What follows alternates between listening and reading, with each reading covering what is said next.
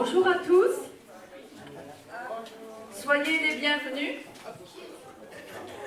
Nous sommes très heureuses de vous accueillir ce matin pour ce culte préparé par le groupe de femmes. Et je vous invite à prendre place, prendre le petit déjeuner. Comme il est dit dans le psaume 23, Dieu a dressé pour nous une table remplie de bienfaits devant nos amis. Alors venez, prenez place. Et le café se trouve sur les tables, je crois. Il y a quelques groupes. Il y a du jus de fruits, il y a du chocolat. Donc venez vous asseoir.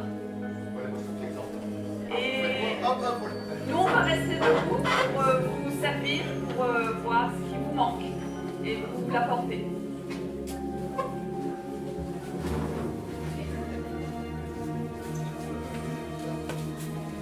Pendant que vous vous installez, je vais laisser la place à Paul.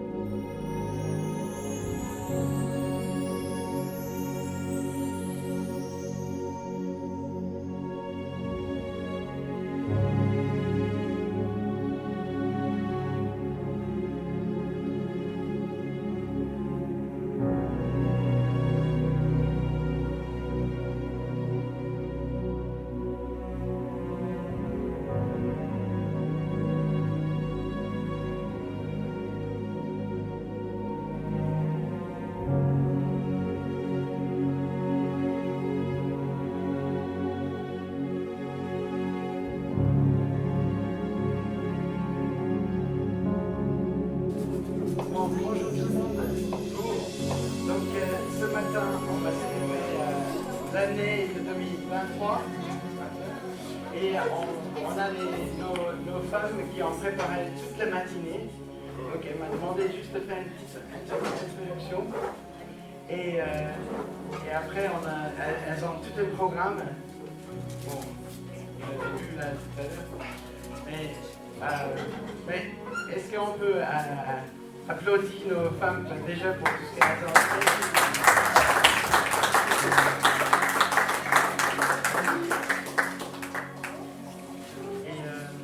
Je voulais juste toucher quelques mots sur qu'est-ce que vous avez en pensé de 2023.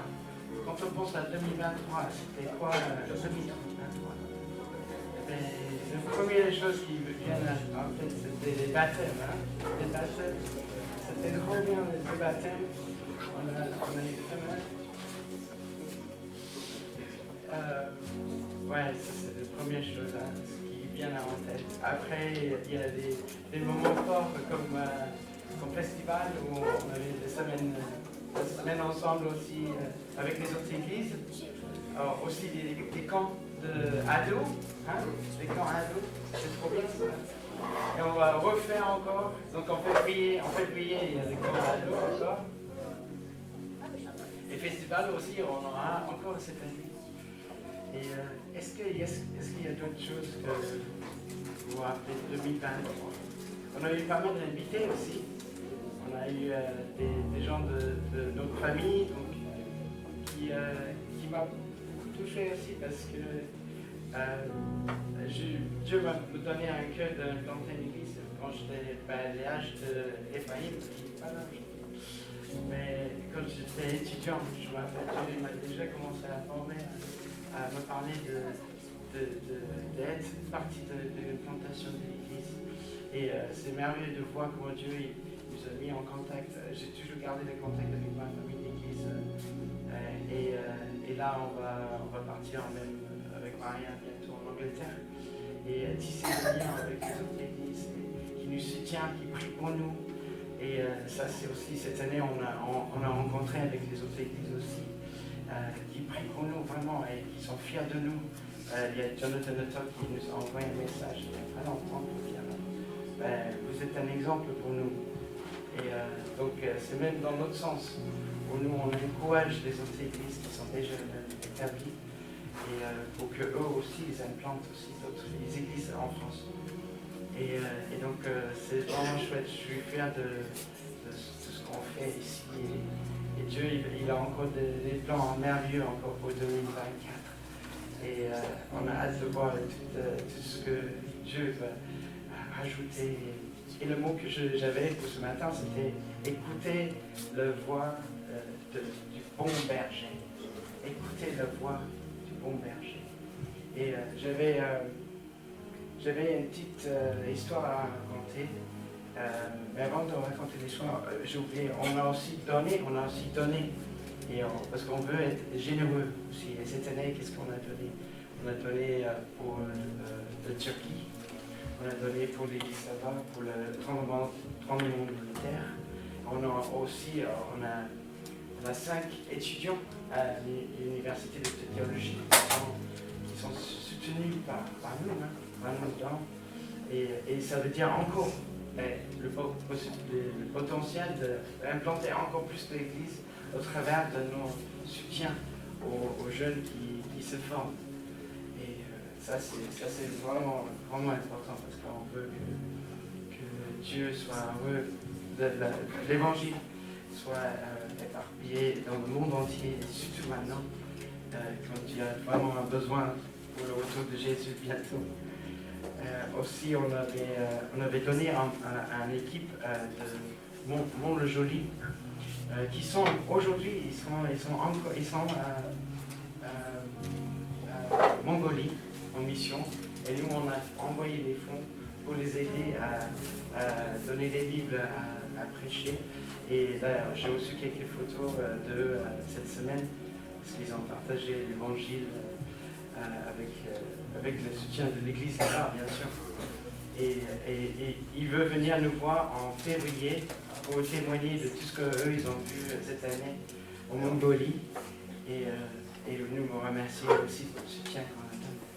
Donc, oui, notre vision, c'est pas que pour moi, mais aussi pour toutes ces nations. Et pour être un soutien, support à toutes les églises. Voilà, une petite histoire. J'ai une petite histoire sur la voix du bon berger. Et ça, c'est plutôt pour les mecs qui viennent. Le bon berger. Et vous allez voir. Donc, c'est une histoire vraie, américaine. Mais je veux le prendre pour mon histoire. Donc il y avait moi à pied. Et j'étais en déplacement en Angleterre avec un collègue. Ok, disons, c'est mon collègue. Et j'avais mon billet, j'étais là dans l'aéroport et je donnais mon vol. Et je dis, et là, il y a mon pasteur qui arrive.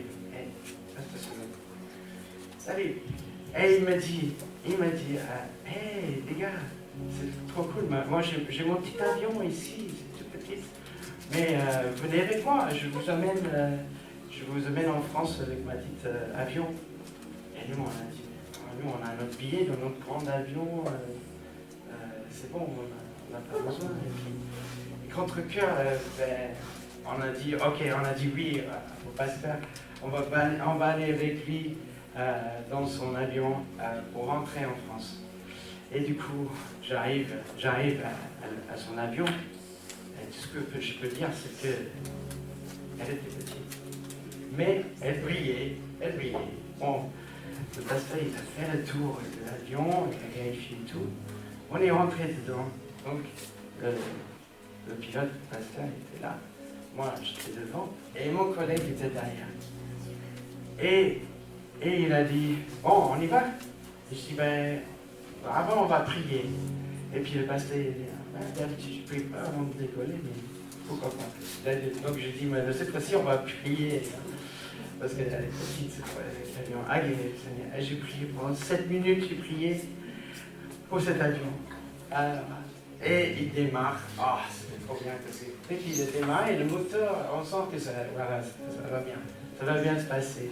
On roule dans le piste d'atterrissage et ouf, on a décollé en douceur, c'était trop bien. Et là, on voit Angleterre, on voit Londres, on voit le Thames, on voit la verdure de l'Angleterre. Et là, on voit les nuages, bien sûr. On commence à monter. Et là, le pasteur dit, mais attends, il y a des nuages. Bien sûr, on est en Angleterre, il y a toujours des nuages. Mais moi, je ne sais pas voler dans les nuages. Chaque fois que je rentre dans le nuage, je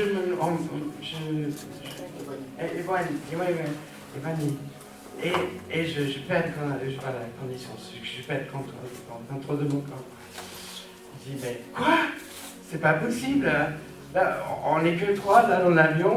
Nous, on ne connaît rien du tout. On sait que ton avion brille, mais c'est tout. Comment on va faire? Et là, il rentre dans le nuage et paf! Le gars, il s'est venu. Oh là là! Je dis à mon collègue, on va mourir, non? Alors, j'ai vu la radio, je passe à mon collègue, je dis, mais appelle pour l'aide.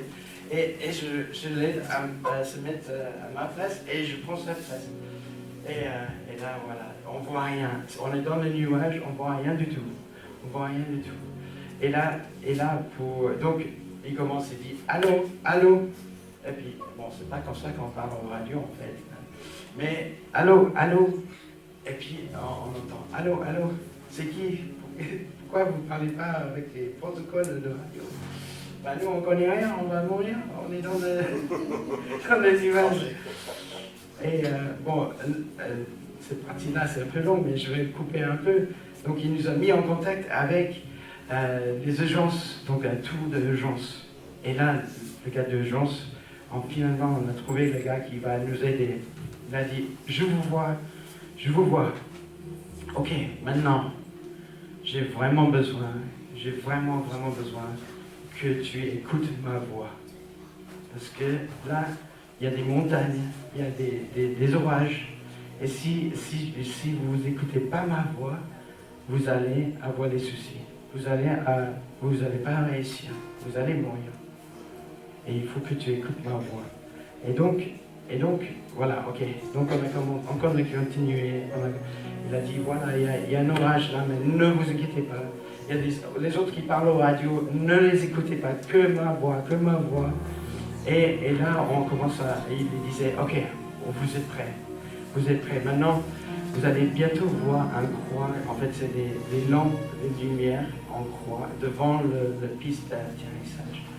Et quand vous voyez ça, voilà, donc il y a un autre, je vais expliquer encore. Mais et regardez ça, ne vous inquiétez pas de tout ce qui se passe à gauche et à droite. Regardez que pour cette croix qui va venir bientôt devant toi. Et là, je commence à transpirer, c'est pas possible. Là, on est là, on a traversé le Manche peut-être, on ne sait même pas où on est. Et là, on commence à descendre petit. Et là, on voit la croix, on commence à tirer. Et là, on a touché le sol, peut-être cette fois, mais doum. Et là, on arrive, et on est tremblant. Et tout le monde, c'est vrai que sur la radio, il y avait des autres pilotes qui écoutaient aussi, qui disaient, on prie pour vous, que vous allez arriver. Et voilà, on est arrivé. Et donc, les gens sont descendus, les pompiers et tout, ils ont nous amenés dans un hôtel pour qu'on dort un peu. Et là, à 4 h le matin, boum, sur ma porte. C'est qui? Et là, j'entends la voix que j'ai écoutée avant. Et je l'entends, je dis, hey, c'est toi, David. Et j'ouvre la porte, il est là. Il a dit, c'est trop bien que tu as écouté ma voix. Vous savez, il y a ça arrive de temps en temps où il y a des avions qui sont perdus comme ça. Et ils n'écoutent pas ma voix, ils ont des crises de foi et ils se plantent et ils lâchent tout. Et ils n'ont pas écouté ma voix. Et je te remercie parce que tu as écouté ma voix. Et voilà, aujourd'hui, cette année, je vous demande d'écouter la voix du bon berger. parce qu'on va traverser les nuages, on va traverser les moments où on ne voit rien, on ne voit pas où on y va. On va traverser les endroits où il y a des montagnes et il faut qu'on monte sans les voir, il faut qu'on écoute la voix pour dire ok, c'est maintenant qu'il faut monter au-dessus de ce problème. Et il y a des orages, voilà, il faut qu'on tourne cet orage-là sans savoir pourquoi, mais on va écouter la voix du bon berger cette année. Et peut-être vous dites pourquoi je parle d'écouter quand le thème c'est unité. Eh bien, c'est ça en fait. Quand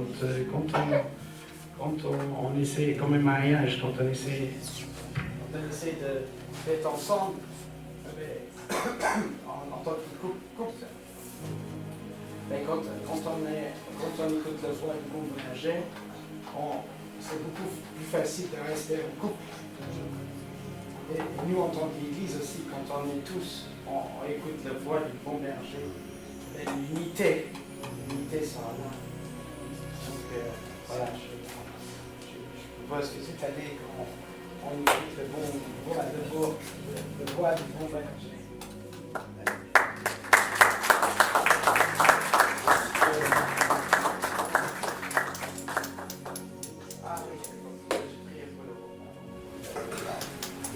Merci Seigneur pour cette année qui vient de se filer, Seigneur. Merci Seigneur pour toutes tes bienfaits. Merci Seigneur pour ceux qui t'ont trouvé, qui écoutent ta voix, Seigneur. Et je prie que ce matin, on va vraiment passer un bon moment ensemble. Merci Seigneur pour cette nourriture, merci pour nos femmes qui ont tout préparé pour nous. Et merci Seigneur. Amen. Amen.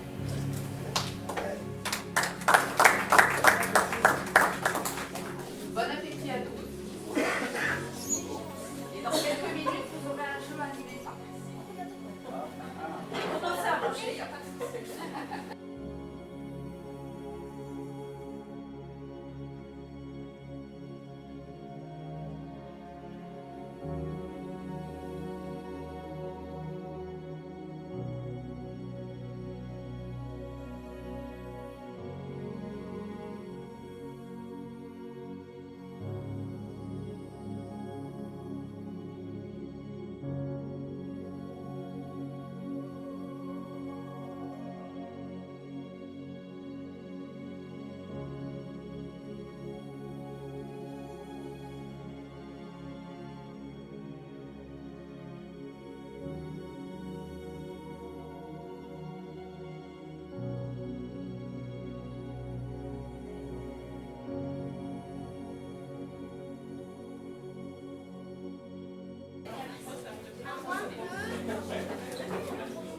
Est-ce que vous êtes prêts à faire un peu de sport?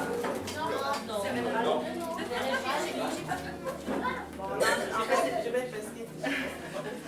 Bon, c'était une blague, hein, ça ne sera pas sportif, mais plus intellectuel. On va rester assis, tranquille. Ok. On va faire des groupes. Donc vous n'avez pas besoin de bouger non plus. Ça va être simple, on va couper les tables en deux.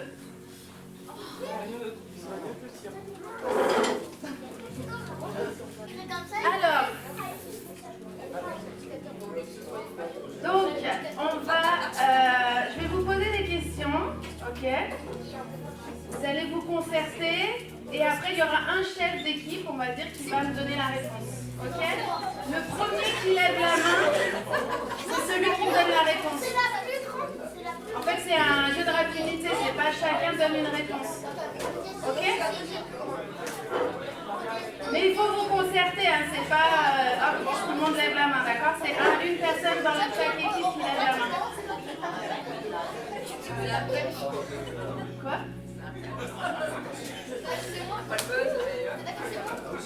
C'est bon? Est-ce que tout le monde a son chef d'équipe? Oui. Qui c'est? Un chef d'équipe. Lucas, là-bas c'est qui? Rémi, Leslie,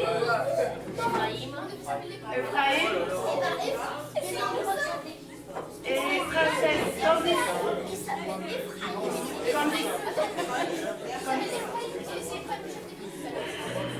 Alors, vous êtes prêts? C'est un jeu de rapidité, les questions sont faciles. Bible. Ok? Bon, on a la réponse, évidemment. Donc, qui a déplacé la pierre avec laquelle le tombeau de Jésus a été recouvert? Les anges. Non, c'est le chef Non, non, c'est moi qui dis. Oui, tu peux. Princesse.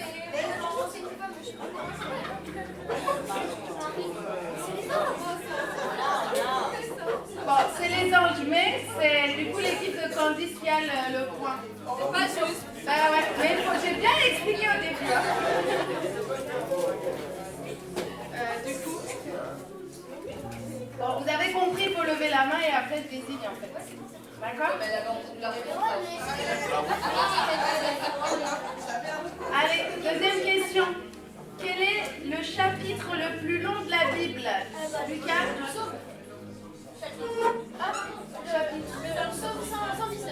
Très bien, Lucas, un point.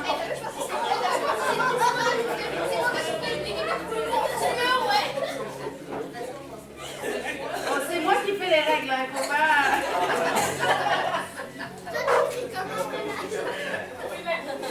Troisième question. Et on lève pas la main avant que j'ai terminé la question. Quel est le livre le plus court de la Bible? Lucas?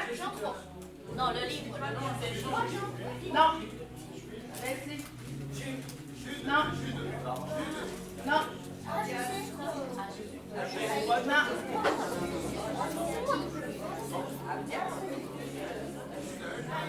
Quel est le livre le plus court de la Bible? Non. Tu as dit quoi? Non. Oui, 2 Jean. C'est le deuxième épître de Jean avec 13 versets. Il n'y a que 13 versets en fait. Regarde, Lucas a trouvé.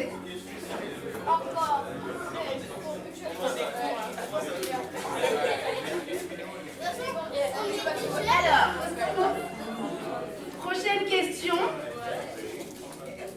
Qui a écrit l'Ancien Testament? Il me faut 9 prénoms. Lucas. Non, 9 prénoms. Ouais. Merci. Pas doucement.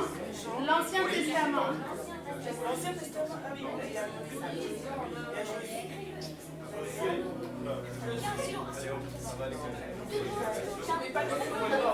Il faut avoir les 9 avant de lever la main.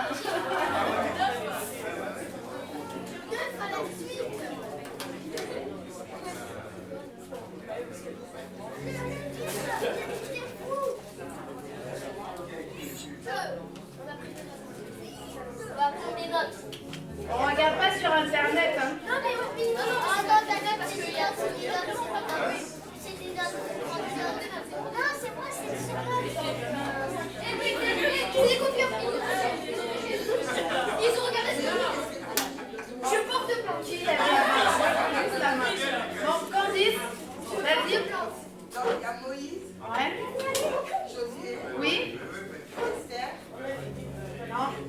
David, Non. alors, Il n'y a pas David. Vas-y, continue. Salomon, Oui.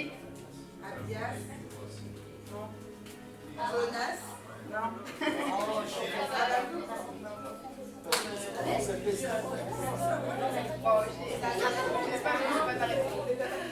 Est-ce qu'on peut faire juste 5 Non. Elle a déjà dit. J'ai dit Moïse, Josué, t'as dit Salomon, c'est les trois. Samuel.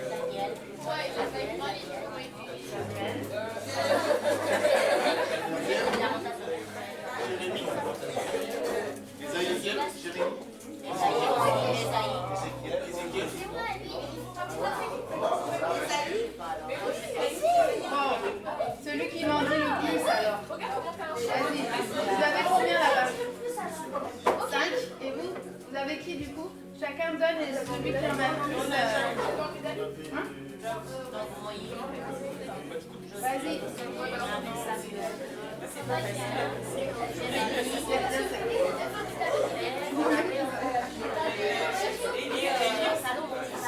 Alors, votre équipe, vous dites quoi? Alors, il y a Moïse, Oui. Josué, Samuel, Daniel, Salomon.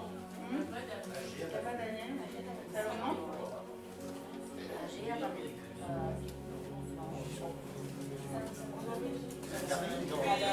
Vous avez 4. Suivant. Dites-nous 4. Vas-y. Attends, va doucement. Salomon, Josué. Attends, c'est ça. Job. Vous en avez 3. Suivant. Moïse. Josué. Samuel. Salomon. Voilà. C'est bon, c'est bon. Bon, il y a plein de noms quand même. Dites autre chose.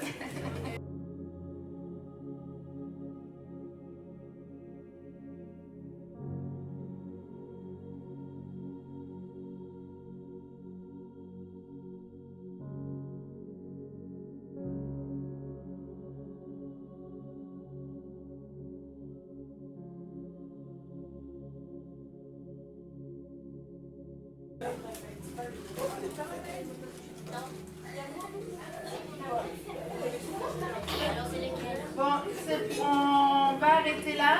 Je vais vous dire, bon, c'est l'équipe de Candice qui a gagné parce qu'ils en ont pris 5. C'est Moïse, Josué, Samuel, Jérémie, Esdras, Mardoché, David, Salomon et Esaïe. On a gagné. C'est détestable, je crois.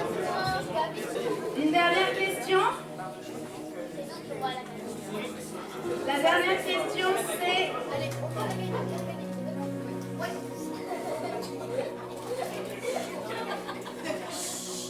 Est-ce que vous pouvez me dire qu'est-ce que le bouclier, le casque, l'épée? Leslie? Le casque, le bouclier. Le bouclier de la foi, Ouais. le casque, Oui. Et l'épée. l'épée, la parole. C'est quoi la question? C'est quoi? Dans la Bible, qu'est-ce que l'épée, l'armure, c'est le casque? 3, 2, 1, 0. La parole, voilà, c'est ça. C'est l'épée de la parole. Le casque du salut, le bouclier, la foi et l'épée de la parole de Dieu. Ils ont un point. Bon, on a 2 vainqueurs, l'équipe de les Pouloulous et Bethesda. Voilà, bravo.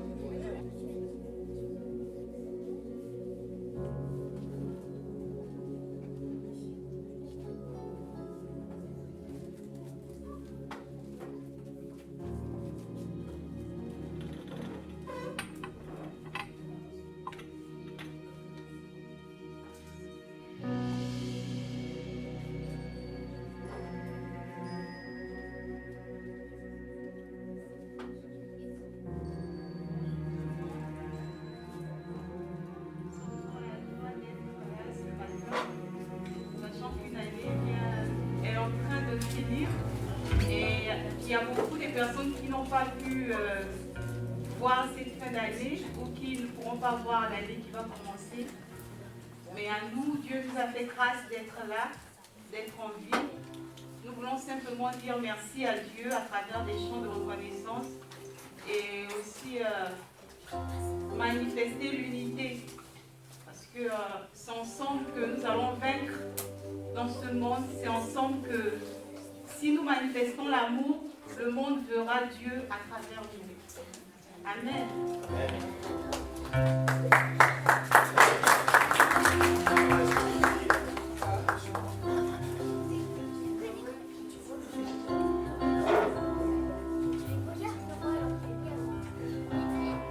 Parfois, c'est dur de comprendre pourquoi déchirant si souvent dans nos vies.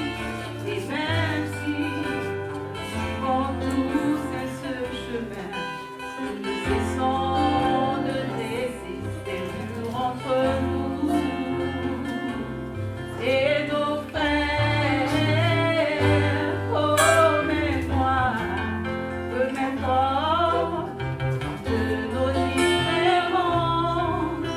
En Jésus, nous sommes unis. Si tu crois en lui, ce lien d'amour vaut mieux que tous nos discours qui nous changeront le monde. Si tu le crois, rejoins-moi. Nous sommes frères et sœurs en Jésus. Prenons-nous par la main. Marchons de même pas jusqu'à son retour. Qui pourra nous décourager si nous sommes unis en lui? Pendant qu'il y aura l'amour, nous vaincrons. Nous sommes frères et sœurs en Jésus. Prenons-nous par la main. Marchons d'un même pas jusqu'à son retour. Qui pourra nous décourager si nous sommes unis en lui? Quand il y aura l'amour, nous vaincrons. Le jour viendra où nos yeux le verront et nous proclamerons ensemble un même cœur. Jésus est roi, que la terre entendra et le monde entier reconnaîtra. Nous sommes frères et sœurs en Jésus. Prenons-nous par la main. Marchons de même pas jusqu'à son retour. Qui pourra nous décourager si nous sommes unis en lui?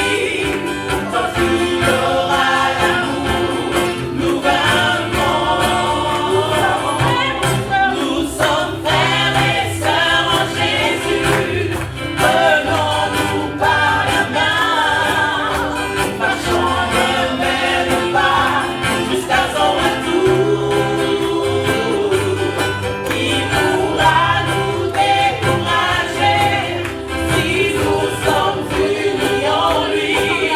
Tant qu'il y aura l'amour, nous vaincrons.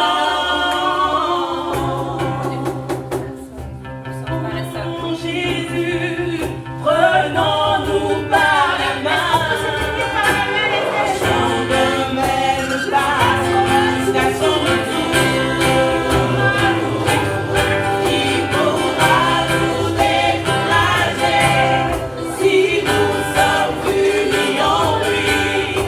Tant qu'il y aura l'amour, nous vaincrons. Nous sommes frères et sœurs. Nous sommes frères et sœurs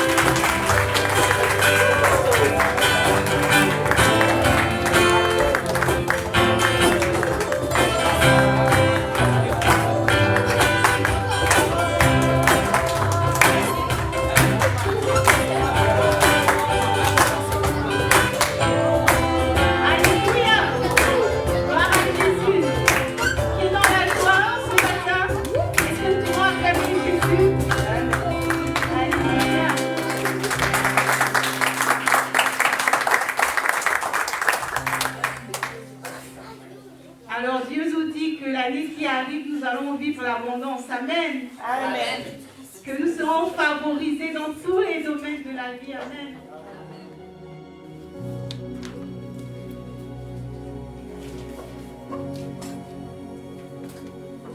Bonjour à tous.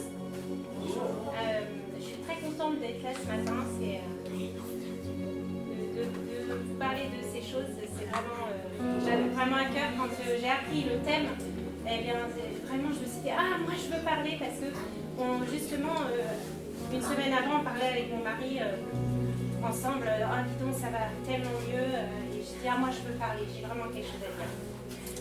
Donc sachez que donc j'ai écrit le témoignage pour essayer d'arriver à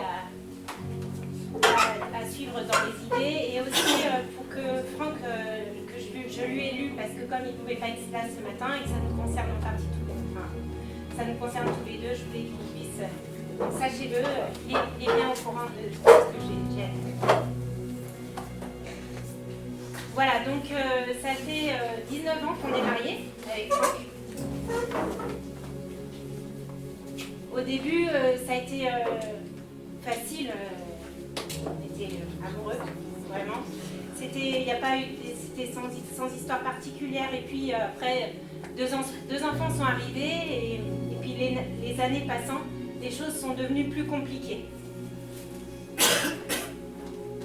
Voilà, moi je dirais peut-être au bout de 7 ans, c'est devenu plus compliqué. Et vraiment, nous étions mal à notre aise. Les mêmes points de friction revenaient toujours nous écharper. Pendant une bonne dizaine d'années, nous avons essayé d'arranger les choses. Nous nous sommes appliqués et nous avons tout essayé. Nous souffrions chacun de notre côté sans trouver de solution, de paix durable, sans arriver à être réunis. La marge de manœuvre se rétrécissait sans cesse. Bien des fois, nous nous sommes longuement expliqués. Nous avons prié ensemble. Plusieurs fois, c'était pire après qu'avant. Les limites de l'un se cognant durement aux limites de l'autre. Qui avait tort? Qui avait raison? J'étais profondément désemparée et mon mari était désespéré. Nous cherchions Dieu et il s'est occupé de nous. Il a fait ce que nous n'avons jamais réussi à faire.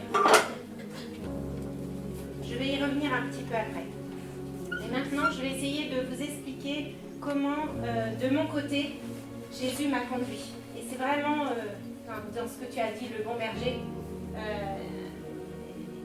c'est pas moi qui ai manœuvré parce que j'ai essayé pendant cette dizaine d'années de manœuvrer pour nous en sortir.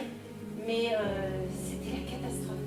Franchement, ça menait à rien, ça s'empirait, c'était la galère. Et voilà. Alors, le Seigneur m'a donné comme des rendez-vous le long du chemin.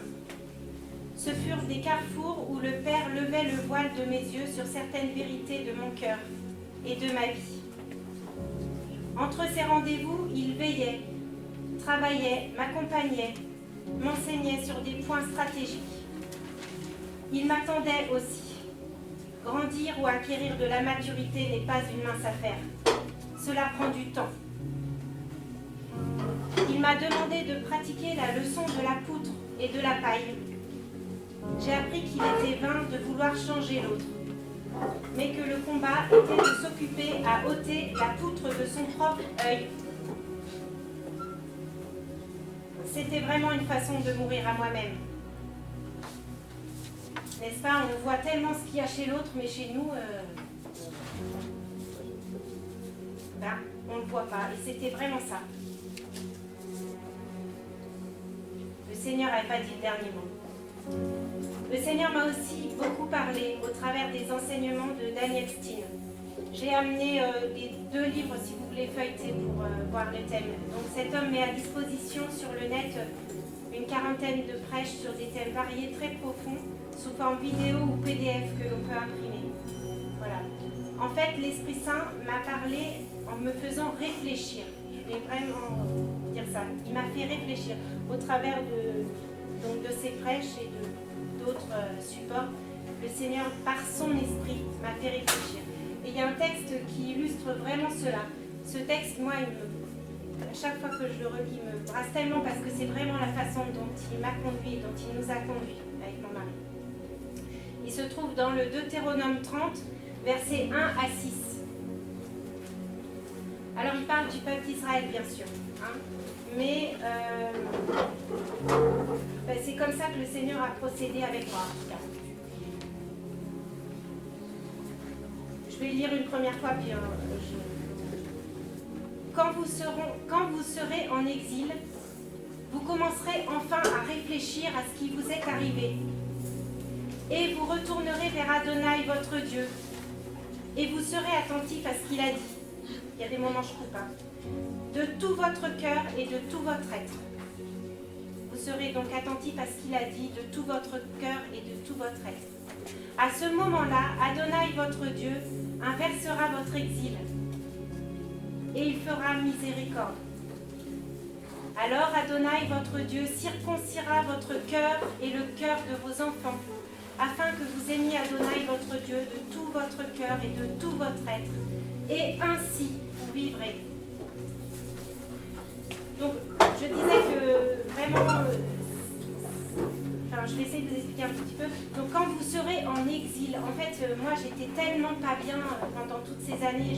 J'étais errante intérieurement. Je cherchais, j'avais pas de maison. Enfin, moi, même si j'ai pas été en exil physiquement hors d'un pays, j'étais en exil intérieurement, en fait, dans la détresse. Voilà, c'est pour ça que je vous dis ça. Donc, alors que j'étais dans la détresse, par son esprit, au bout d'un moment, c'était le moment où j'étais mûre et prête à réfléchir et à revisiter des aspects de ma vie.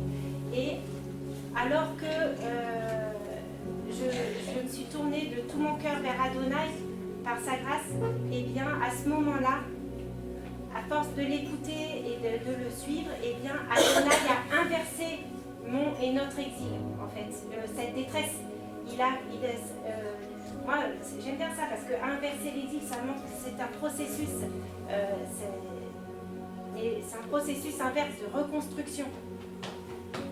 Voilà. Et la fin, et ainsi vous vivrez. Voilà. Avant, je survivais et maintenant, je vois que je commence à vivre. C'est puissant, je relis.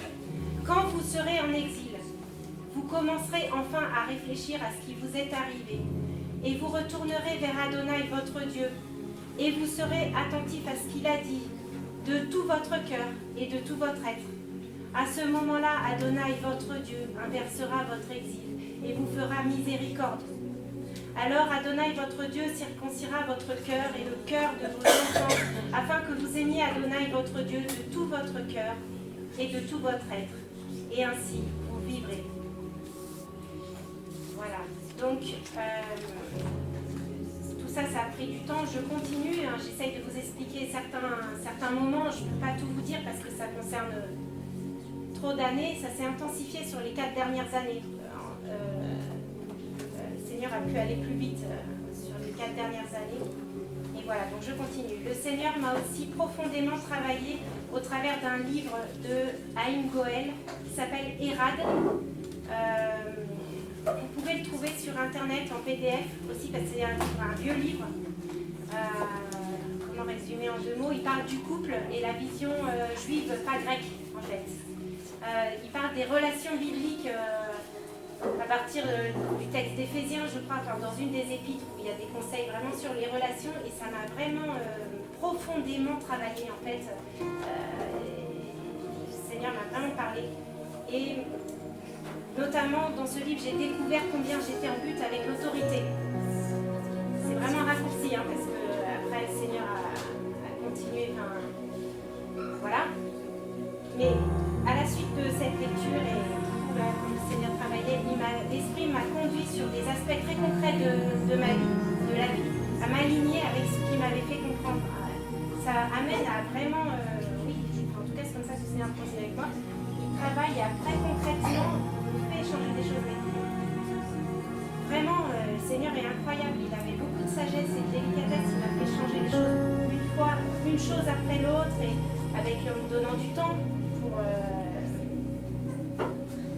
suggérer pour arriver à pratiquer. Voilà, ça fait à peu près, ce livre-là, c'était il y a à peu près 2 ans. Et avec la mise en pratique, ça a déjà apporté un air de rafraîchissement bienfaisant dans notre relation avec Franck. C'était encourageant. Maintenant, je parle d'un autre livre, donc ça, c'est il y a à peu près il y a 1 an. C'est un livre d'ici qui est proposé à la lecture. Je l'ai lu. Il s'appelle « Votre mari a besoin de vous » de Gary Thomas. Et ce livre a la particularité d'être écrit par un homme.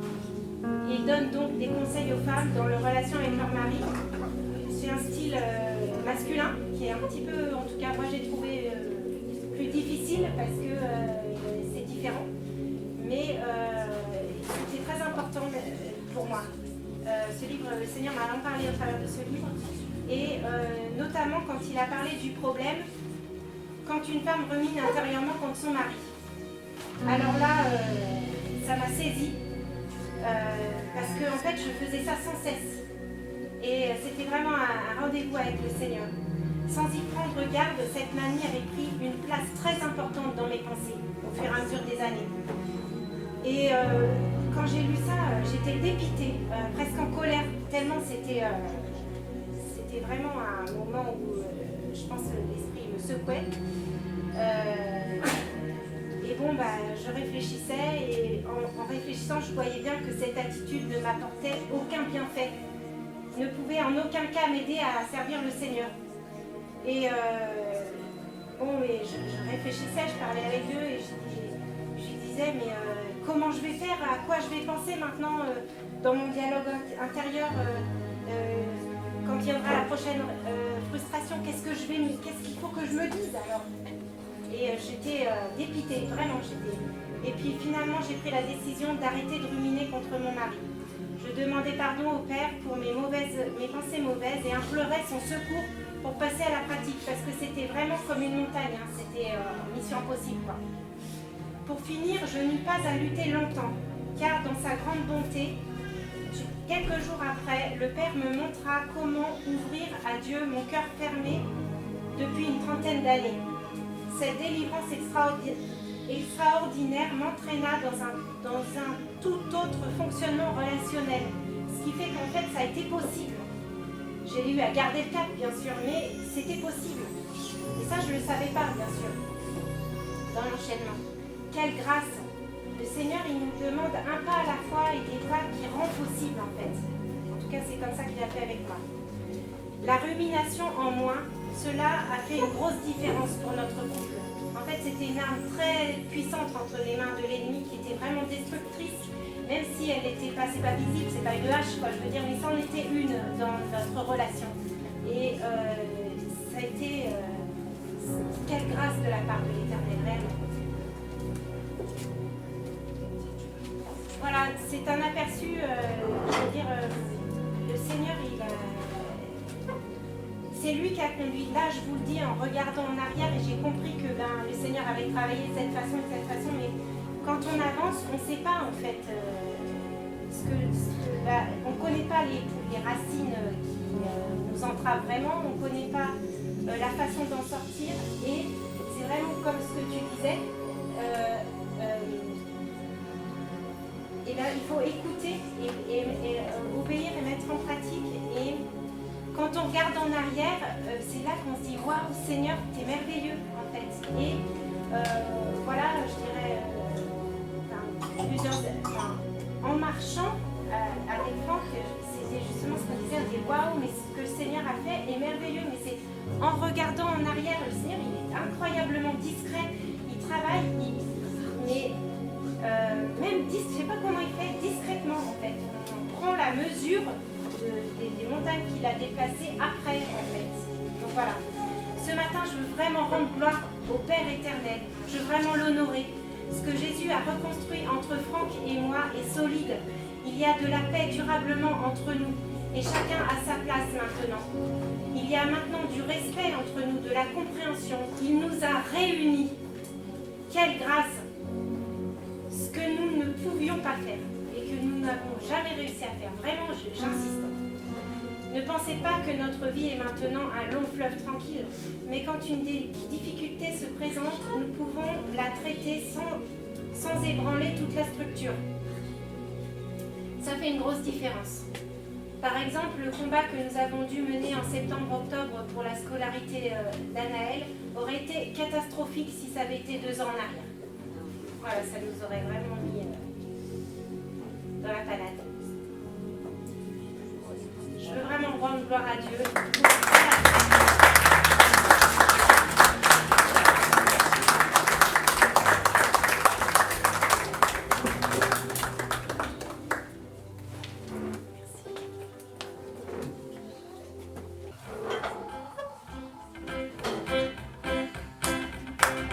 Qui brise le pouvoir du mal de la mort, qui aime ton amour, si puissant, si fort, c'est le roi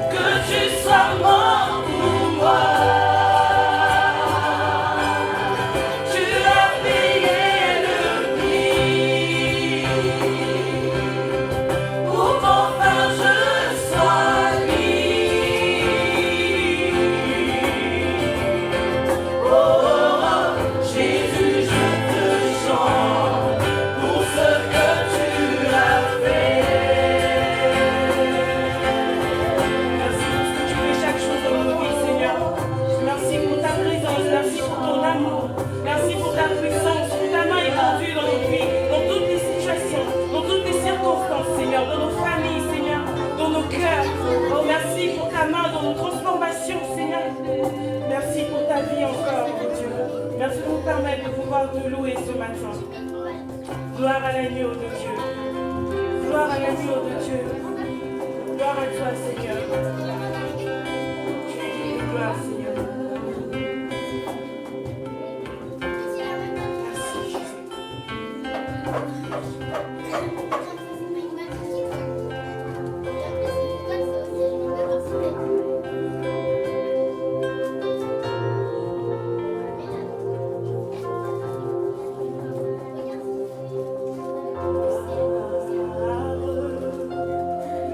Gloire, gloire,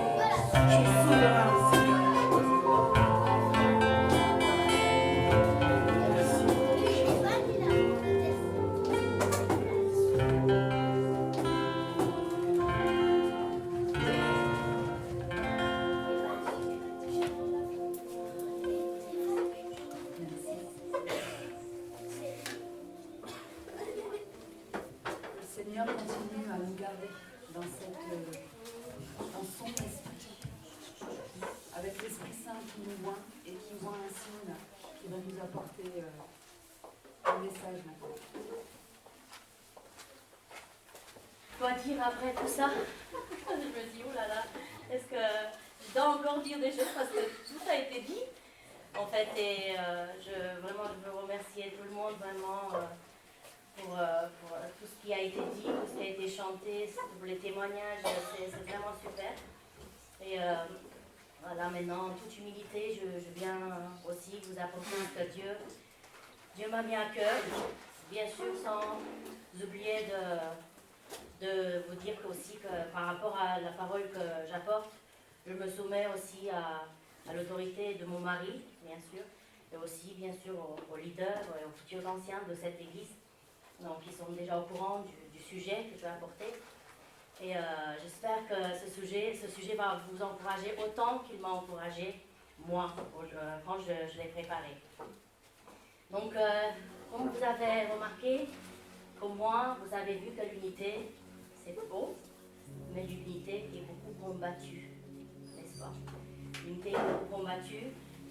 Et c'est vrai que si on veut rester dans l'unité et la conserver, il faut aussi détecter les obstacles et bien sûr les enlever. Donc c'est pour ça qu'aujourd'hui, on va plutôt parler des obstacles qui empêchent l'unité et surtout, il faut garder l'unité dans l'Église. Parce que la parole de Dieu en Éphésiens, vous voyez, en Éphésiens, c'est l'apôtre Paul qui nous parle, c'est l'Éphésiens qui parle beaucoup de l'unité, l'apôtre Paul. Donc on va détailler tout à l'heure. Mais c'est vrai que quand le sujet de l'unité est venu, donc j'ai dit waouh, c'est beau, mais j'avais rien. Je me suis dit, qu'est-ce que je vais faire? Je vais me demander aux dames de prier pour moi parce que je me dis, qu'est-ce que je vais dire? Parce que je regardais un peu, j'ai fait un peu comme Franck, il n'est pas là. Je regardais mon dictionnaire, hein, vous savez, je suis prof de français. Donc je suis allée voir l'unité, ce que ça veut dire le dictionnaire. Et bien c'était, alors le petit Robert dit, état de ce qui est un. Bon, je suis pas trop loin là. Qu'est-ce que je vais faire? Après, je réfléchis, je prie, j'ai dit Seigneur, qu'est-ce qu'on va dire quand même? Parce que voilà, je sais que l'unité, voilà, est belle, c'est tout beau, c'est tout magnifique, c'est beau, on n'a presque rien à dire pour l'unité. Et voilà, la voix du berger me dit les obstacles. Et après, bien sûr, que je suis allée chercher dans la Bible, dans la parole. Et effectivement, on va voir aujourd'hui les obstacles. Et, l'obstacle, par contre, ouais, est défini par le petit Robert, parce que je suis allée voir aussi le petit Robert, ce qu'il dit. Il dit, ceux qui s'opposent à l'action, à l'obtention d'un résultat, et donnent les synonymes suivants, barrage, barrière, difficulté, empêchement, frein. Donc on a vu aussi dans le témoignage de Jessica, au début c'était tout beau, tout mignon, et tout d'un coup, des barrages, des barrières, des difficultés, des freins même. Vous voyez, il voulait les... Et puis, quand j'ai lu la parole, j'ai découvert que l'Épître aux Éphésiens, dans l'Épître aux Éphésiens, Paul a pour objectif l'unité de l'Église. Alors, dans le premier chapitre d'Éphésiens, il nous dit, le plan de Dieu était de nous réunir tous en Christ. Dans le chapitre 2, il explique que Christ, par sa croix, a démoli le mur de séparation entre nous et les Juifs pour faire un seul homme nouveau en Christ, un seul nouveau temple de Dieu, une habitation de Dieu en esprit. Donc ça, c'est des versets. Et ensuite, dans le chapitre 3, Paul révèle que c'était le plan secret de Dieu, caché depuis l'éternité. Et pour arriver au chapitre 4, où nous lisons que nous devons faire tout effort pour conserver l'unité de l'esprit par le lien de la paix. Donc, une fois que vous allez lire ça à la maison, je veux voir pour l'année prochaine, si vous voulez savoir un petit peu plus. Et là, on voit que Paul, dans Éphésiens 4, 25, voilà, 4, 25, il continue un petit peu au chapitre 5, vise les obstacles de l'unité de l'Église. Alors, ce qu'il faut retenir, c'est que ce n'est pas des obstacles on peut surmonter, mais aussi certains obstacles, on peut les enlever. Vous voyez, on peut les enlever. arriver à l'unité. Donc il faut absolument, si on veut vraiment arriver à l'unité, il faut absolument enlever ces obstacles. Comme on l'a vu, il fallait vraiment enlever. Alors, des fois, quand on dit un obstacle, bon, c'est facile, mais des fois, certains obstacles sont plus difficiles que d'autres. On est tous des possibles. Alors, on va lire maintenant Éphésiens 4, 25. Donc, le passage, et je vous ai souligné là aussi les mots un petit peu qui font obstacle à l'unité. Donc c'est pourquoi rejetez le mensonge et que chacun de vous parle avec vérité à son prochain, car nous sommes membres les uns des autres. Si vous vous mettez en colère, ne péchez pas, que le soleil ne se couche pas sur votre irritation. Ne donnez pas accès au diable, que celui qui dérobait ne dérobe plus. Alors dérober, pour les plus jeunes, c'est voler. Mais qu'il prenne plutôt de la peine en travaillant honnêtement de ses mains, pour avoir de quoi donner à celui qui est dans le besoin. Qu'il ne sorte de votre bouche aucune parole malsaine, mais s'il y a lieu, quelques bonnes paroles qui servent à l'édification nécessaire et communiquent une grâce à ceux qui l'entendent. N'attristez pas le Saint-Esprit de Dieu par lequel vous avez été scellés pour le jour de la rédemption. Que toute amertume, animosité, colère, clameur, calomnie, ainsi que toute méchanceté soit ôtée du milieu de vous. Soyez bons les uns envers les autres, compatissants, faites-vous grâce réciproquement, comme Dieu vous a fait grâce en Christ. Et ça finit bien quand même, une fois qu'on a enlevé tout ça. Soyez donc les imitateurs de Dieu, comme des enfants bien-aimés, et marchez dans l'amour, de même que le Christ nous a aimés et s'est livré lui-même à Dieu pour nous en offrande et en sacrifice, comme un parfum de bonne odeur. Amen. Voilà le long passage. Alors vous voyez que j'ai souligné mensonge, volet, parole malsaine, colère, pardon, j'ai oublié là-haut, et méchanceté. Alors on va les prendre. Donc le premier obstacle à l'unité de l'Église que nous devons enlever et faire tout ce qu'on peut, c'est le mensonge. C'est pourquoi rejeter le mensonge et que chacun de vous parle avec vérité à son prochain, car nous sommes membres les uns des autres. Donc on a vu avec Jessica, des fois ils essayaient de se parler avec vérité, avec son mari, tout ça. Donc il faut se parler avec vérité. Alors pourquoi nous est-il si difficile de dire la vérité?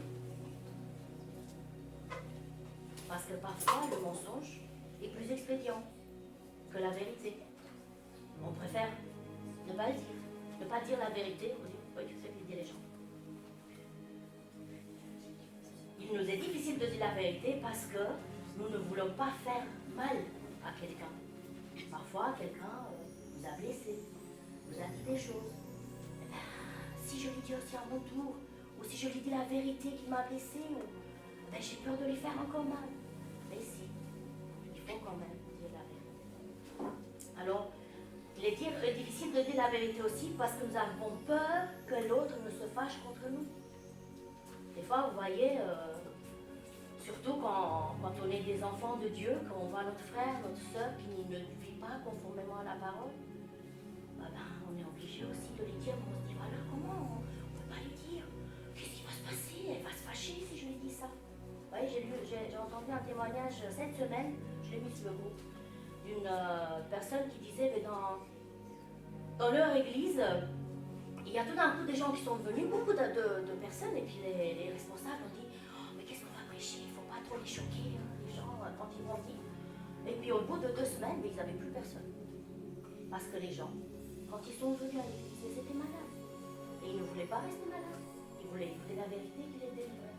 Donc si en tant que chrétien, on ne dit pas la vérité à notre prochain, eh ben, on va pas les rendre service. On va les mentir. Donc, et parfois aussi, pourquoi c'est difficile de dire la vérité? Parce que nous avons honte de dire la vérité. On a honte. Il ne faut pas avoir honte de dire la vérité parce que c'est Dieu qui nous a dépouillés du mensonge. En tant que chrétiens, nous sommes dépouillés du mensonge et le mensonge ne fait plus partie de notre vie. Alors nous devons bien sûr ne pas compromettre la vérité, et nous ne devons pas étouffer non plus la vérité. Alors pourquoi on vous exhorte à parler la vérité?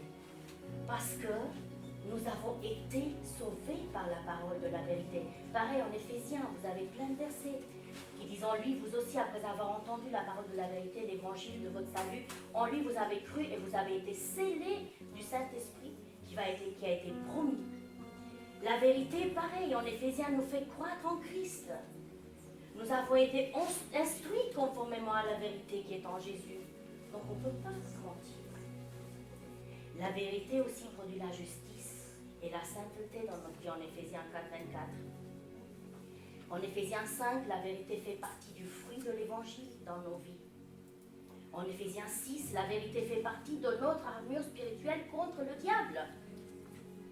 Tenez donc ferme, ayez à vos reins la vérité pour ceinture, revêtez la cuirasse de la justice. Dieu, donc nous devons parler avec vérité, chacun à son prochain. Alors pour quelle raison nous devons parler vérité? Parce que nous sommes membres les uns des autres. Nous sommes membres. Et on doit se parler la vérité. Nous ne pouvons pas nous mentir les uns aux autres parce que nous faisons partie les uns des autres. Nous sommes membres les uns des autres. Alors la question à se poser, avez-vous posé des mensonges comme l'obstacle à l'unité de l'Église? Mais il est temps d'enlever ce juge. Ensuite, deuxième obstacle que vous pouvez voir là-haut, c'est la colère. Et surtout celle qui dure. Parce que toute colère n'est pas si mauvaise que ça, mais celle qui dure. Donc si vous vous mettez en colère, ne péchez pas. Que le soleil ne se couche pas sur votre irritation et ne donnez pas accès au diable. Alors ne péchez pas en vous mettant en colère. Notez bien que la Bible ne dit pas ne vous mettez pas en colère. Hein. On peut se mettre en colère. Par contre, il y a des colères justes et des colères injustes. Et on sait bien que Dieu, lui-même, il s'est mis en colère, même Jésus, dans le temple, quand il est allé débarrasser tout ce temple, comme on a vu dimanche dernier, c'était entre deux époques, grecs et romains, et puis il y avait plein d'idoles. Jésus s'est mis en colère parce qu'ils ont fait du temple de Dieu une taverne de voleurs. Donc, toutes les colères ne sont pas bonnes, mais il y a des colères qui sont bonnes. Il faut se mettre en colère quand l'Église dévie de la parole de Dieu. Il faut se mettre en colère quand nous voyons ce qui se passe dans ce monde. Le mal qui s'étale d'une matière flagrante. La perversion qui nous entoure. Le mal qu'on fait à nos enfants en les laissant parfois avec un portable, regarder n'importe quoi, sans filtre, sans rien. Il faut se mettre en colère. Le mal qu'on fait à nos enfants, aux bébés que l'on avorte. Il faut se mettre en colère contre ces choses.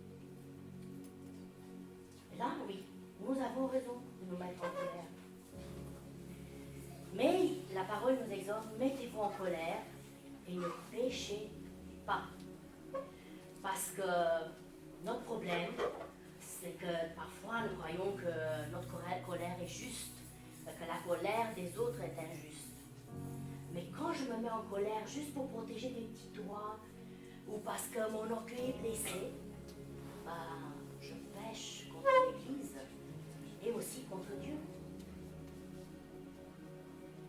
Alors, on vous exhorte à ce que la colère ne dure pas. Ils disent que le colère ne se couche pas sur votre irritation. Alors, est-ce que vous savez pourquoi on doit ne pas se coucher sur notre irritation? Pourquoi la Bible nous enseigne ça?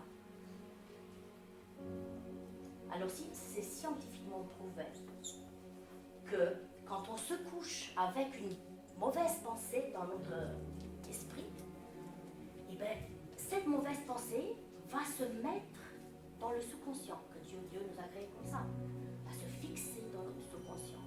Et après, elle va ruminer, va grossir, et elle va devenir réalité. Que ça soit colère, mauvaise pensée, tout, mauvais sentiments, tout ça. Donc c'est pour ça que Dieu, en sachant comment est le fonctionnement du corps humain qu'il lui-même a créé, il nous encourage à ne pas nous coucher sur notre réputation. Alors, quand il s'agit de la colère entre les membres du Christ, du corps de Christ, bien sûr qu'il faut vite régler les choses. Qu'il s'agit de votre femme, de votre mari, qu'il s'agit d'un frère, d'une sœur, il vaut mieux vous débarrasser de votre colère avant de vous endormir. Alors, pour quelle raison?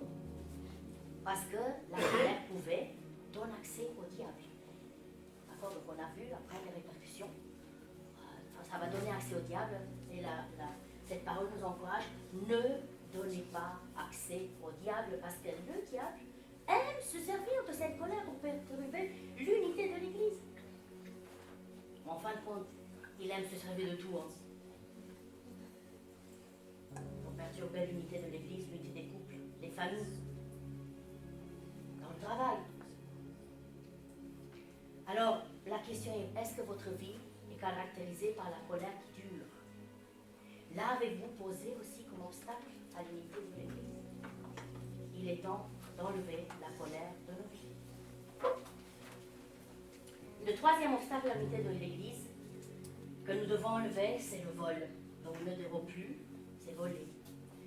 Que celui qui dérobait ne dérobe plus, mais qu'il prenne plutôt de la peine en travaillant honnêtement de ses mains pour avoir de quoi donner à celui qui est dans le besoin. Alors pourquoi il ne faut pas dérober? Parce que parfois, même si on ne vole pas de l'argent, ou voilà, des fois on vole de l'argent, bien sûr, mais parfois on peut profiter aussi de la naïveté de quelqu'un. On peut abuser de la gentillesse, de la générosité d'un frère ou d'une sœur, c'est voler. Donc faites attention. Il vaut mieux travailler honnêtement. Mais comme dit la parole, mais qu'il prenne plutôt de la peine en travaillant honnêtement de ses mains. Donc au lieu de se servir de ses mains dérobées, on travaille avec ses mains pour faire de l'argent. Alors pourquoi il faut travailler et pas voler? Alors c'est pas seulement pour subvenir seulement à nos besoins, nos petits besoins quotidiens et tout ça, mais il dit en travaillant, en prenant plutôt de la peine, en travaillant honnêtement de ses mains pour avoir de quoi donner à celui qui est dans le besoin. Donc la Bible nous encourage aussi de ne pas travailler juste comme d'un petit peu des petits feignants, et je suis désolée, juste pour nous, notre besoin, ça me suffit et tout. Mais qu'on n'ayons pas à donner aussi à l'autre. Donc Dieu nous incite toujours à aller un peu plus loin, à travailler de nos mains, à avoir de quoi donner aussi aux autres, pour subvenir à celui qui est dans le besoin. Alors, bien sûr que l'Évangile ne promet pas que nous aurons tout ce que nous convoitons. Attention, il nous dit d'être contents de ce que nous avons. Mais attention, il faut donner aussi aux nécessités. Donc une autre question, la même, avez-vous posé le vol comme l'obstacle à l'unité de l'Église? Donc l'obstacle, le quatrième obstacle à l'unité de l'Église, c'est la parole malsaine. Alors, cette parole malsaine, ils disent qu'il ne sort de votre bouche aucune parole malsaine, mais s'il y a lieu, quelques bonnes paroles qui servent à l'édification nécessaire et communiquent une grâce à ceux qui l'entendent. N'attristez pas le Saint-Esprit de Dieu par lequel vous avez été scellés pour le jour de la rédemption. Alors, ce qu'il faut savoir aussi, que Dieu nous a créés à son image. Dieu parle, nous parlons. La parole nous distingue du règne animal. Les vaches meuglent, les chiens aboient, les ânes braient, les porcs grognent, les moutons bêlent, les lions rougissent. Mais seuls les êtres humains parlent.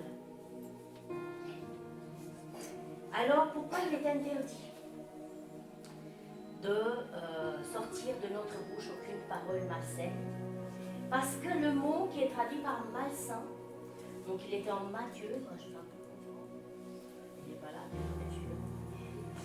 Alors il dit, en Matthieu 7, il dit, dans ce cas, le mot désigne toute parole qui blesse l'auditeur, qu'elle soit malhonnête, injurieuse ou vulgaire. Alors, ce qui sort de notre bouche peut nous rendre impurs. Parce qu'il a dit, c'est pas ce qui rentre de la bouche de l'homme qui suit l'homme, mais c'est ce qui sort de sa bouche. D'accord, donc c'est pour ça que nous ne devons pas avoir des paroles aussi malsaines. Mais par contre, bien sûr, vous savez, si on sort nos paroles malsaines, qu'est-ce qu'il faut faire? Parce qu'on dit que la nature a horreur du vide. Mais il faut les remplacer. Il faut les remplacer. Mais s'il y a lieu, quelques bonnes paroles qui servent à l'édification nécessaire et communiquent une grâce à ceux qui les entendent. Donc vous avez dit jusqu'à présent des mauvaises paroles, et maintenant vous les remplacer par une bonne parole qui sert à l'édification.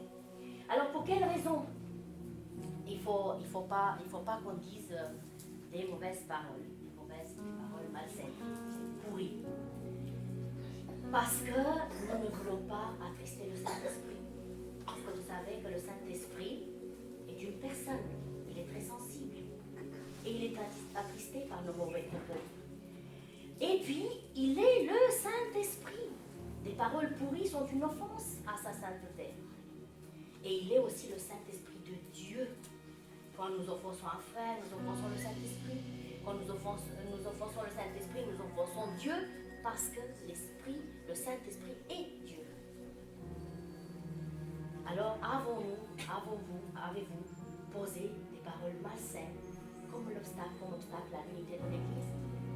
Il est temps d'enlever toute communication mauvaise de nos vies. Cinquième obstacle, et le dernier obstacle, que toute amertume, animosité, colère, clameur, calomnie, ainsi que toute méchanceté soit ôtée du milieu de vous. Soyez bons envers les uns, envers les autres, compatissants. Faites vos grâces réciproquement comme Dieu vous a fait grâce en Christ. Alors bien sûr que le cinquième obstacle, c'est la méchanceté. Donc il est préférable d'enlever toute forme de méchanceté. Pourquoi? Parce que vous voyez là, il y a une progression dans la méchanceté, dans la progression des termes, c'est pas au hasard. Pourquoi? Parce que l'amertume conduit à l'animosité, l'animosité à la colère s'exprime dans les clameurs, et ces expressions se dénigèrent par la calomnie ou la diffamation.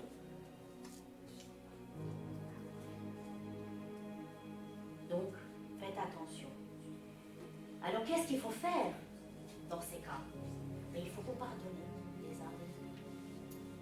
Il faut vous pardonner. Soyez bons les uns envers les autres, compatissants, et faites vos grâces réciproquement.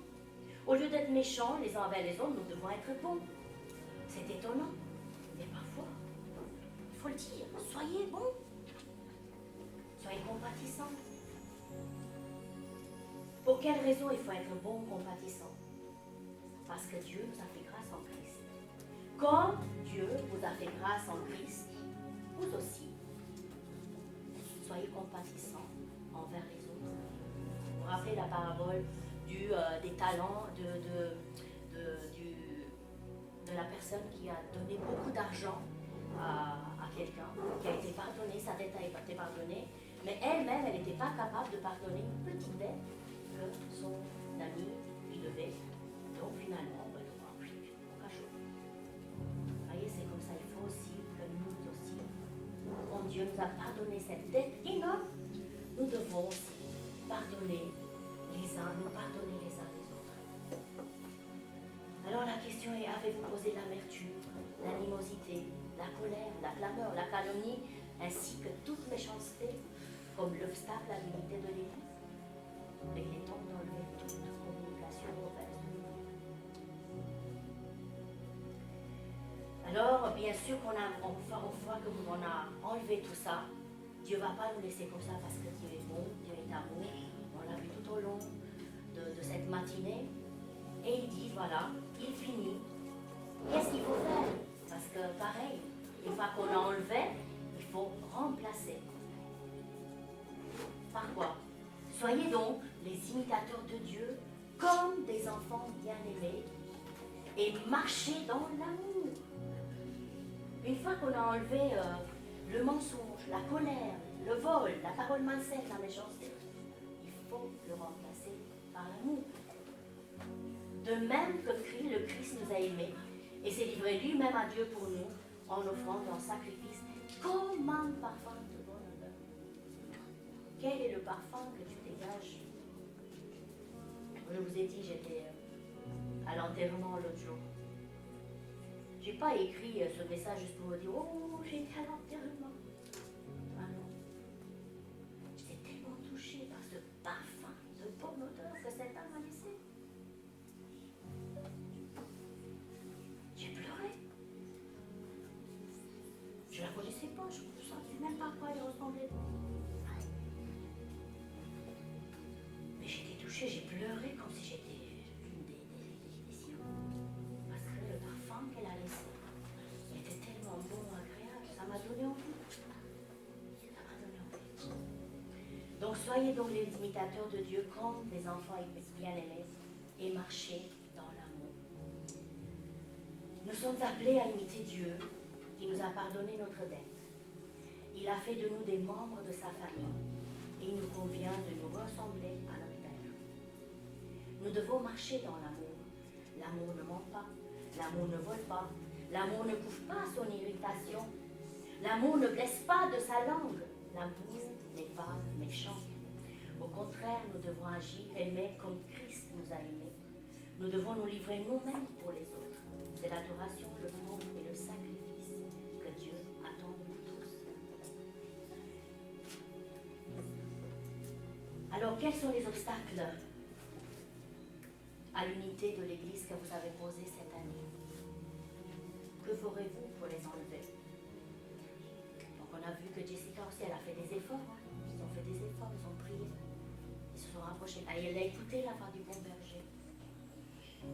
Alors, vraiment, je vous encourage, c'est ce que j'ai vraiment le plus sur mon cœur, c'est que ne finissez pas cette année 2023 avant d'enlever les obstacles, ou au moins avoir le désir d'enlever ces obstacles qui vous empêchent de vivre dans l'unité de l'Église, dans votre couple, dans votre famille, dans votre travail, dans votre entourage, voisins, amis, etc.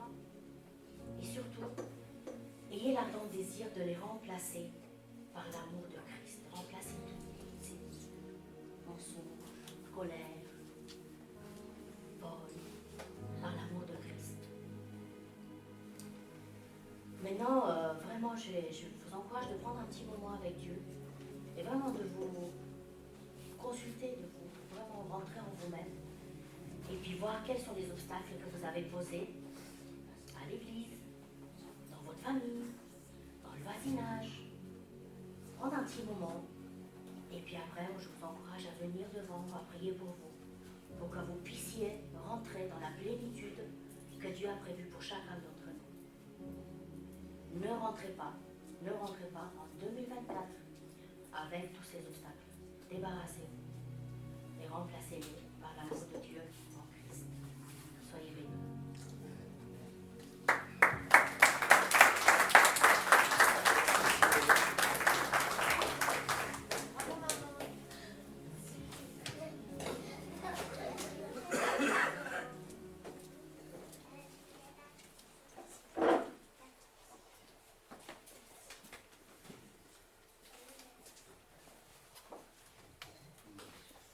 C'est pas facile de reprendre la parole après une parole comme ça, mais comme Simona l'a dit, vous avez besoin de prier. On peut... Sol, est-ce que tu peux jouer un peu un fond musical, s'il te plaît? Avec plaisir. On peut prendre un moment dans la prière et si vous avez besoin vraiment de prier, Simona peut prier avec vous, Paul peut prier avec vous, Marien peut prier avec vous. On est là et je pense que chacun, on peut se sentir concerné. On a tous vécu des colères, dit des paroles qu'on n'aurait pas dû prononcer. Et on peut tous se mettre devant notre Dieu, qui est bon et qui nous attend. Encore aujourd'hui, sur ces dernières heures de 2023, et qui nous attend pour 2024, et qui peut changer. l'atmosphère dans laquelle vous vivez, intérieurement, chez vous, au travail, là où vous êtes, et peut transformer par la prière et par un choix que vous pouvez faire différent pour 2024.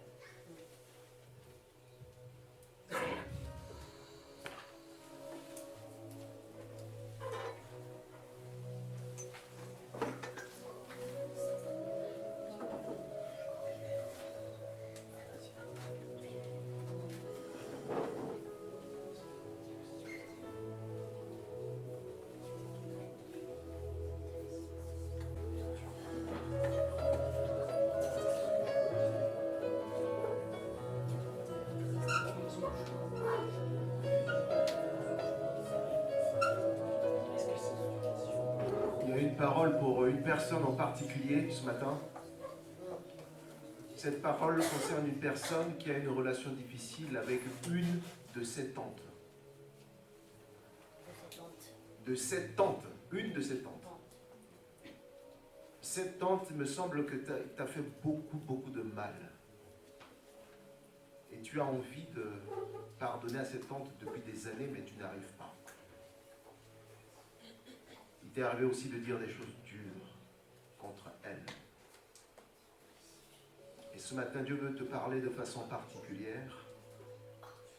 Dieu veut te demander, maintenant même, de prier pour cette tante. Et une fois que tu auras prié pour cette tante-là, tu recevras la prière et tu seras conduit par l'Esprit de Dieu dans les jours à venir. Tu pourras l'appeler ou lui envoyer un message. Tu es tellement en colère contre elle que tu as même supprimé ou bloqué son numéro de téléphone. Tu n'es plus en contact avec elle. Mais le Seigneur fait grâce à cette personne. Mais le Seigneur veut te libérer, toi, pour que cette personne soit libérée. Alors si cette parole est pour toi, prends-la vraiment au sérieux.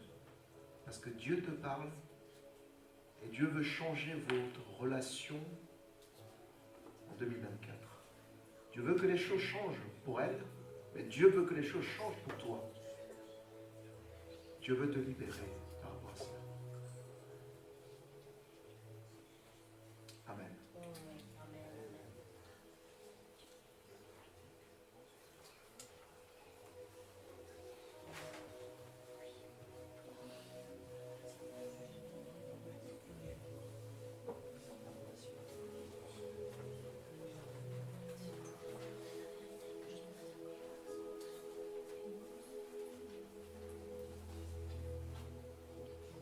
Ne partez pas sans demander la prière si vous en avez besoin ce matin.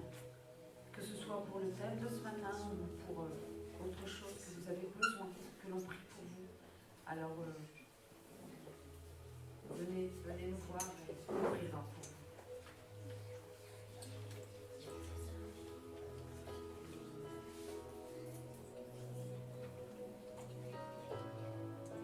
On va finir par un chant.